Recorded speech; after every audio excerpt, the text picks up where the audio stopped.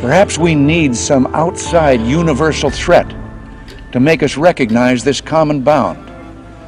I occasionally think how quickly our differences worldwide would vanish if we were facing an alien threat from outside this world. And yet I ask you, is not an alien force already among us? We have before us the opportunity to forge for ourselves and for future generations a new world order, a world where the rule of law, not the law of the jungle, governs the conduct of nations. When we are successful, and we will be, we have a real chance at this new world order, an order in which a credible United Nations can use its peacekeeping role to fulfill the promise and vision of the UN's founders. Every president since Roswell has faced the UFO question. Some saw them with their own eyes. Others were reportedly briefed in secrecy. And not one has said that UFOs do not exist.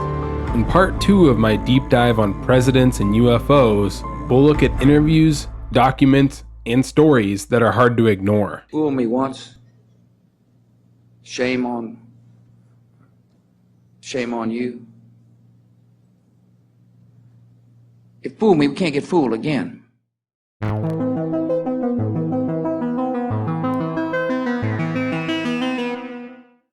It can be difficult to separate the fact from the fiction in this topic, but it is important that we look at everything as a data point, and if true, some of these will contribute to an overall narrative regarding the White House, UFOs, and even non-human intelligence. Part 2 starts with Jimmy Carter. In 1969, Carter and others would actually see a UFO hovering over them when Carter was the governor of Georgia. 4 years later, in 1973, Carter would actually file an official UFO sighting report and would also vow to never ridicule UFO witnesses again. When Carter was on the campaign trail in 1976, he promised to release every piece of information on UFOs to the public and scientists. Once elected, he backed away, citing defense implications. Well, what if Carter was actually briefed on UFOs and didn't like the answer he was given? According to legendary UFO researcher Richard Dolan and NASA researcher Ed Harris, on June 14, 1977, Jimmy Carter was given a brief by a lone member of the Majestic 12, a shadowy organization originally created during the Roswell era, but whose members have changed since this creation. For a bit more in-depth look at the Majestic 12 and the documents around them, check out part 1 of the Presidents and UFOs series. Reportedly, Carter was given a briefing regarding documents called Project Aquarius.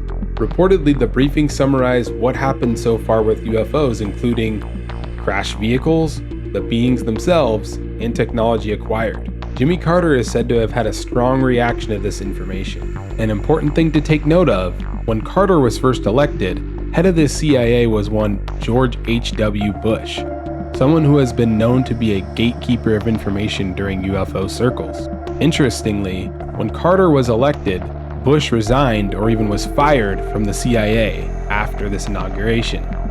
Did Carter happen to ask about UFOs, a topic he undoubtedly had interest in and pushed for more information on? We will catch up with HW a little bit down the line. We have a real chance at this new world order. Next, let's take a look at Ronald Reagan. Ronald Reagan's intersection with UFOs is fascinating. He too saw a UFO before his time as president while serving as governor of California. While he was in flight, a UFO reportedly shot straight up at a high speed. He described it to a reporter. They followed it to Bakersfield until it shot straight up. Reagan then, quote, clammed up once he realized a journalist was listening. We also have the explosive quote from the 1987 United Nations General Assembly. Perhaps we need some outside universal threat to make us recognize this common bound. I occasionally think how quickly our differences worldwide would vanish if we were facing an alien threat from outside this world. And yet I ask you, is not an alien force already among us? Well, it's lesser known that apparently This was brought up more than once with Russia's leader Mikhail Gorbachev. In a 1985 Geneva Convention conversation between Reagan and Gorbachev, they did again have the conversation that they would work together if an alien fleet happened to invade Earth. There are rumors that Reagan was given a briefing on the subject during a trip to Camp David in March of 1981. The entire document is called Project Serpo, specifically 27A, and it details some wild claims. There are transcripts floating around, but this one is even more difficult than usual to verify, so take it with a massive grain of salt. I'll link the full transcript below, but to summarize, intelligence officials allegedly briefed Reagan on non-human intelligent visitation, crashed craft recoveries, and even strategies for handling public disclosure. And as is usually the case when referencing these leaked documents, mentioning the infamous MJ-12, or the modern members at this point. It's interesting, but you have to wonder what documents are out there to muddy the water. This could be one of those. The next story is anecdotal, but still fascinating all the same. Apparently, during an advanced screening of the movie E.T. to President Reagan, Steven Spielberg stated that Reagan at one point stood up and said, "I wanted to thank you for bringing E.T. to the White House. We really enjoyed your movie." And then he looked around the room and said, "And there are a number of people in this room who know that everything on that screen is absolutely true." End quote. Finally, Reagan's library does have some documents related to UFOs. Most of these documents were sent in by UFO researcher Lee Graham, who was trying to determine if they were real or not. These documents contain the usual suspects of interesting topics, including crash retrieval programs, UFO technology, and non-human intelligence. Next, we get to George H.W. Bush. As I mentioned before, he is widely viewed as a gatekeeper to UFO information. Let's start by taking a look at this document dated April 1976. Of course, Bush wasn't president at this time, he was still the director of the CIA. While the names here are all redacted, you would think as director he would have knowledge of what's going on in the CIA. And as we can see from the first sentence in the document, obviously the CIA was trying to gain more information about the UFO phenomenon. The next important connection is actually a story told by legendary filmmaker David Hoffman. And one of the films I'm doing is interviewing George Bush when he is running for vice president with Ronald Reagan on an airplane. I'm not the interviewer, I'm the director. I set up the scene, they're on the airplane, George Bush is shrinking like crazy, and the sound man is in the back with me, and there's a wireless mic on George Bush. And George Bush is talking to the interviewer, and the cameraman is getting ready. He hasn't started shooting yet. And all of a sudden, my sound man sitting next to me in the seat goes, "Whoa!" And he turns off the sound. Stops recording, stops listening. "David, what I just heard freaked me out." "What'd you hear?" His name was Nigel. "What'd you hear, Nigel?" Nigel said, "I heard George Bush say, 'Hey, you know those little green people? They're real. I saw one dead.'" Could George Bush have seen a dead alien? I think so. That's what he said to the sound man. Not on tape, unfortunately. Sound man is just listening, but the sound man and I never forgot it. Hoffman has received numerous awards, including Emmys, Golden Globes, and an Academy Award.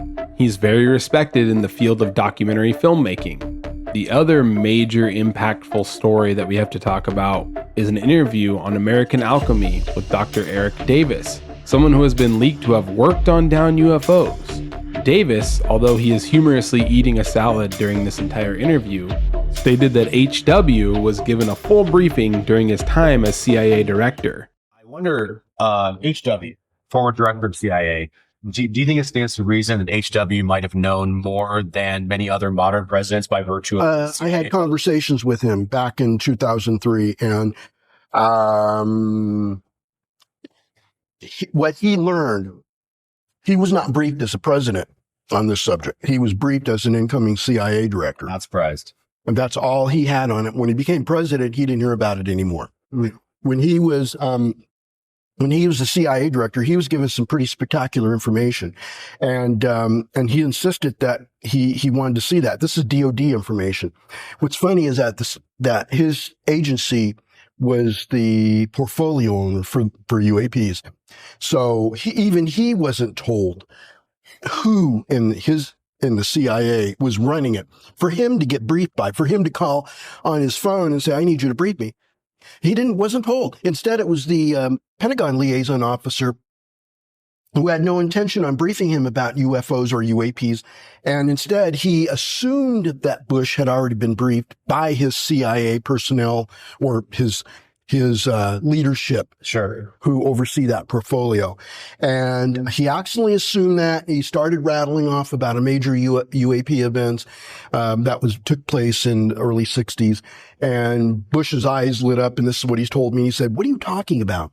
So the Pentagon liaison officer told him all about it. And he said, are you kidding me? There's a there? yeah. And he said, absolutely. And he said, well, I want to see the evidence. And the evidence was in the form of a film, and some documentation, reports or something. But the film was the primary thing. And he was declined. The liaison officer said, no, you don't have a need to know. This may help explain his relative silence on the topic, as well as George W. Bush's. Also, keep in mind for future reference, Bush's connection with Dick Cheney, which I will talk about further below as well. Bill Clinton, and by extension his wife Hillary, have seemingly been massively interested in the topic. In 1996, while visiting Northern Ireland, he answered a boy's letter about Roswell. Quote, no, as far as I know, an alien spacecraft did not crash. And if the Air Force did recover alien bodies, they didn't tell me either, and I want to know. He would later joke in interviews that he searched Area 51 to make sure there was no aliens down there, adding that he probably would have told the public if there was anything. According to Clinton's Assistant Attorney General, Webster Hubbell, President Clinton asked him to find out all he knew about two things specifically: who killed JFK and what the government knew about UFOs. Hubbell would then report back to the president after being stonewalled by the relevant agencies. He would tell the president that there was a secret government that closely holds secrets to which the president doesn't even have access. That sounds like councils of government. We must guard against the acquisition of unwarranted influence, whether sought or unsought, by the military-industrial complex.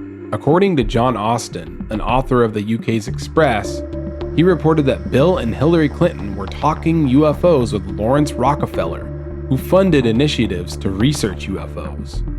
Austin says, quote, from early 1993, the businessman began a lengthy approach to Bill Clinton for disclosure, including files held by the CIA in what became the Rockefeller Initiative.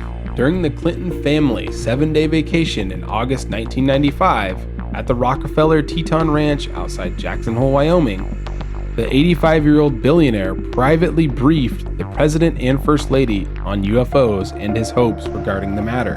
At first, there was no solid proof of what they were talking about. However, let's take a look at a photo of Hillary and Rockefeller walking together during that meeting. The book Hillary is holding, Are We Alone? By Paul Davies. Paul Davies is a theoretical physicist, cosmologist, astrobiologist, and award-winning author. Are We Alone is about weighing the odds of intelligent life in the cosmos, and while rare, it could be out there, even here. Since we are on the topic of the Clintons in disclosure, That's right. When we had your husband, President Clinton, on this show, he said, I asked him about UFOs in Area 51, and if he looked in, because if I was president, that's the first thing I do. I go right into those files and see what was going on. Right. And he said that he did do that. Yes. And that he didn't find anything. Well, I'm gonna do it again. Yeah, why not? Right? And you know, there's a new name. It's unexplained aerial phenomenon. Unexplained aerial phenomenon, really? Yep, UAP. That's the latest nomenclature. I like the old one. I like UFO. I don't know why. Well, I think we can use them interchangeably, but I would like us to go into those files and hopefully make as much of that public as possible. If there's nothing there, let's tell people there's nothing. now is a good time to bring up John Podesta and the leaked emails he would have as part of a campaign manager for Hillary Clinton. Bill Clinton has mentioned Podesta during his interviews being interested in the subject. There are multiple leaked UFO-related emails involving Podesta. However, I'm briefly going to summarize two emails, both sent by Robert Fish, who, as we can see here, had direct lines with the president through his work. That would be President George W. Bush. The first email talks about fast walkers. Fast walkers are a code name of sorts that discuss UFOs that have exited Earth's atmosphere and fly around in space. He talks about the fact that the United States Air Force does indeed have many years' worth of fast walker data. The email is interesting. Perhaps even more interesting is the second email. It discusses a former member of the US's study on UFOs, Project Blue Book, an electronic intelligence tech. This technician said that they were often diverted off the east coast of Florida to a UFO landing spot in the ocean. He claimed that there was a specific frequency that was released when UFOs entered or left the water. This email aligns with the famous 4chan whistleblower post, who claimed that there is a, quote, factory, end quote, that builds UFOs to spec in the ocean. It sounds outlandish, but if you read further into this theory, it kind of sounds more plausible. I'll be doing an entire video on this. It may just be my current favorite UFO theory of what is actually happening in the world. Now we have George W. Bush. George W. Bush would often refuse to confirm any knowledge of UFOs. We have a 2015 Jimmy Kimmel interview. Through the secret files, the UFO documents. Because if I was president, that'd be the first thing I did. You know, it's funny. My daughters asked the very same question. They did? Yeah. Would you be allowed to tell your daughters what was in those files? No. You would not? No. Now that you're out of office, you can do anything you want, right? True, yeah. But I'm not telling you. You're not telling You're not telling me what? Are you not telling me that you looked at them? I'm not telling you nothing. He, like his father, might be the most tough president to find UFO-related information on. There could be multiple reasons for that. His father might have had something to do with it. He might have briefed him on this topic. But let's also take note of his vice president at the time, Dick Cheney. Let's hear from journalist Walter Kern, who interviewed David Grush, the credible whistleblower who was at one time giving daily presidential briefings. Talked to a high-level UFO whistleblower last year. And I said to him, who among all the people in society is keeping this secret? Who sits atop the pyramid of classified information about UFOs? And I thought he was going to say something strange, like the Grand Mason of the, Scottish Rite Lodge, or Prince Charles, or the Mossad. But he said, Dick Cheney. A statement made by George Bush last July, there's been a vicious rumor circulating in the UFO community that you've been read into the UFO program. So my question to you is, in any of your government jobs, have you ever been briefed on the subject of UFOs? And if you have, when was it and what were you told? Well, if I had been briefed on that, I'm sure it was probably classified and I couldn't talk about it. Let's also take a look at this documentary filmed in 1991, released in 2001. An interview with S4 or Area 51 whistleblower Connor O'Ryan, which is a pseudonym. Not going to open the files. We have people, prominent people, that know all about what the government is sitting on. Dick Cheney, vice president, was photographed at level 2 of S4 looking at one of 7 crash disks. It may be difficult to get information about this presidency and UFOs because of Cheney. Have the files about Area 51 and UFOs, and I go through everything to find out what happened. Right. Did you do that? That's why you will not be president. Because that's the first thing that you would do. The aliens won't let it happen. You will reveal all their secrets. They exercise strict control over us. Obama has publicly talked about UFOs in multiple interviews. He was president during the era of ATIP, the Advanced Aerospace Threat Identification Program, an official government study of UFOs made famous by recent whistleblower Luis Elizondo. Obama has not only publicly talked about UFOs, but has showed personal interest as well. His production company, Higher Grounds, is reportedly working on a movie called White Mountains, a story based on the alien abduction of Betty and Barney Hill in 1961. A Freedom of Information Act request from John Greenwald of the Black Vault website has revealed that the Obama Presidential Library holds thousands of UFO and UAP documents, reportedly 3,440 pages, 26,271 electronic files on ATIP and UFO related topics. This is pretty wild, of course, but also not publicly available in most cases. I want people to realize that this is a real topic for these very important people in world history. People may joke, but they are not releasing the files for a reason. Many presidents have interest in the subject, but while none are revealing their presence on Earth, 0 have dismissed them. Of course, I haven't forgotten about Trump and Biden, and Trump again. I'm leaving those for a final video, as these, quote, modern presidents, end quote, have had a confusing amount of action. Next time I'll cover some interesting angles that may need to be uncovered, including anonymous, quote, drones, and shoot-downs that are somehow forgotten. Please like, subscribe, and comment down below what is your favorite UFO president intersection.